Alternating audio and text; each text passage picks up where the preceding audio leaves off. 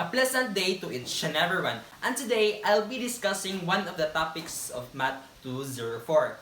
Normal approximations to binomial distributions. This happens when you use a continuous distribution or the normal distribution to approximate a discrete distribution or the binomial distributions. Normal approximations to binomial distributions has its own property.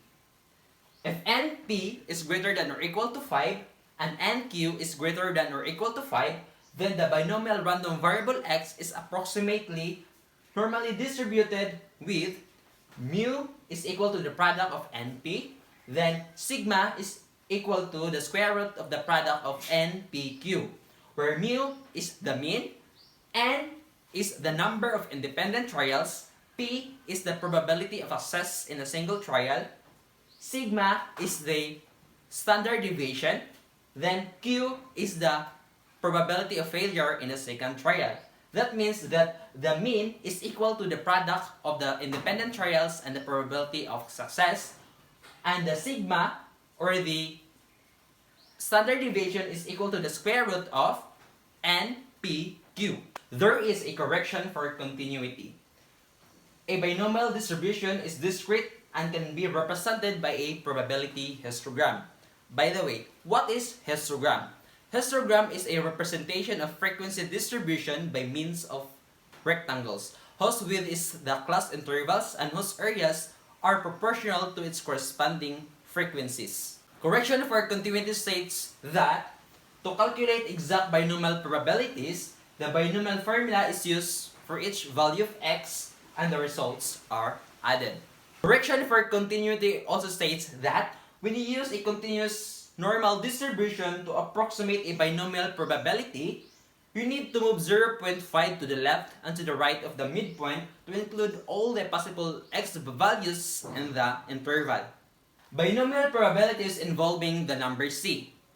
So these are the commonly used phrases on the problems involving normal approximations to binomial distributions. First, exactly c. The normal distribution will be the probability of x is less than c plus 0.5 or greater than c minus 0.5, and it includes c. Second, at most c.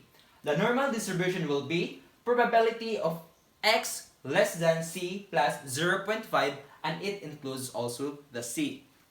Then, next is fewer than c. So the normal distribution will be probability of x less than c minus 0.5, and it does not include c. Next, at least c. Probability, the normal distribution will be the probability of x is greater than c minus 0.5, and it includes c. Then, last is more than c. The normal distribution will be probability of x greater than c plus 0.5, and it does not include c. Using a normal distribution to approximate binomial probabilities. First, verify that a binomial distribution applies. So you must specify the n, p, and q. Then if you can determine that, you must proceed to the step 2. Determine if you can use the normal distribution to approximate x, which is the binomial variable. So, you must determine if NP is greater than or equal to 5, then the product of NQ is greater than or equal to 5. When it satisfies, you will proceed to the third step. Find the mean, represented as the mu, and the standard deviation, represented as sigma, for the distribution. We can determine the mean or the mu, it is equal to the product of n and p. Then the standard deviation sigma is determined the square root of the product of n, p, q. Then proceed to step 4. Apply appropriate continuity correction. So add 0.52 or subtract 0.5 from the binomial probability. Fifth is finding the corresponding z-score. So in finding the corresponding z-score, you must use the equation z equals x minus mu divided by the standard deviation. 6 is find the probability. So when you determine already the z-score, you must use the standard normal table to find the corresponding probability, because the standard normal table tells you the cumulative area corresponding to its z-score.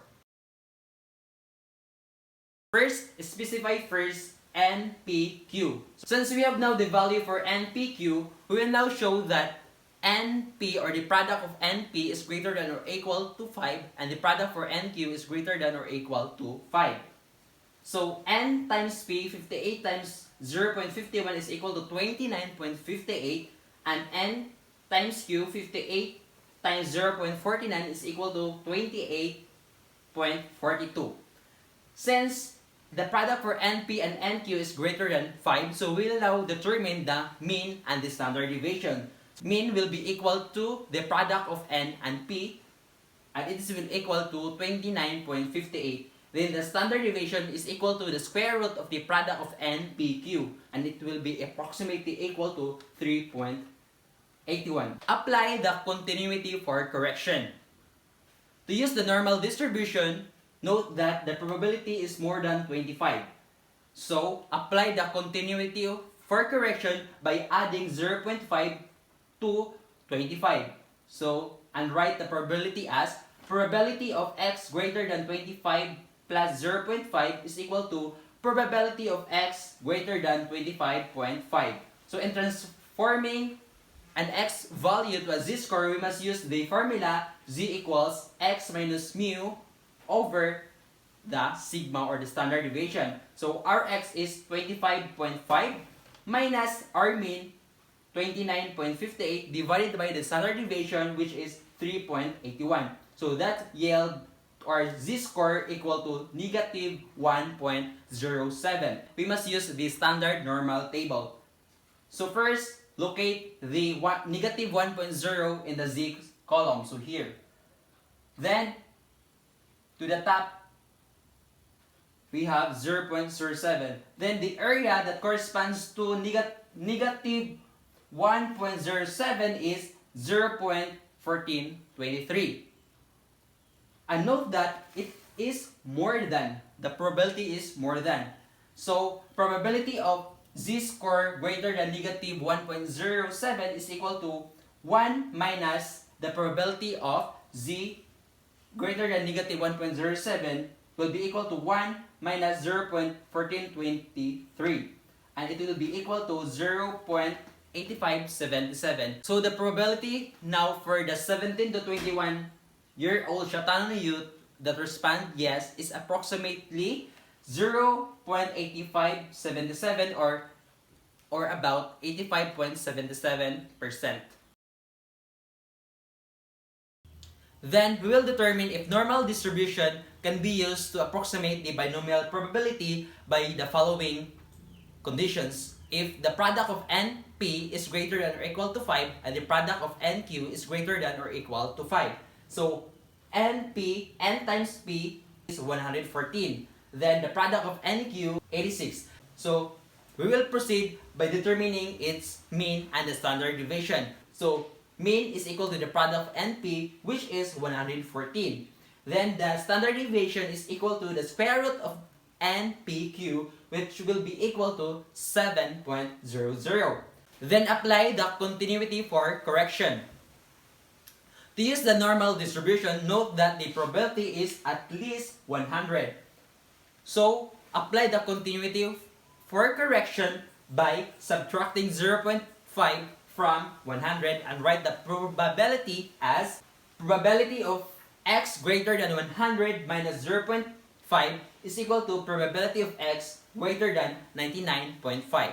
Then use the equation for transforming x to z-score. Z equals 99.5 minus 14 divided by 7.00 is approximately equal to negative 2.07. Probability of x greater than 99.5 is equal to the probability of z greater than negative 2.07. So 1 minus the probability of z greater than negative 2.07 equal to 0.9808. The probability that at least 100 Castor students respond yes is approximately equal to 98.08%. And that's the wrap of our discussion for normal approximations to binomial distributions.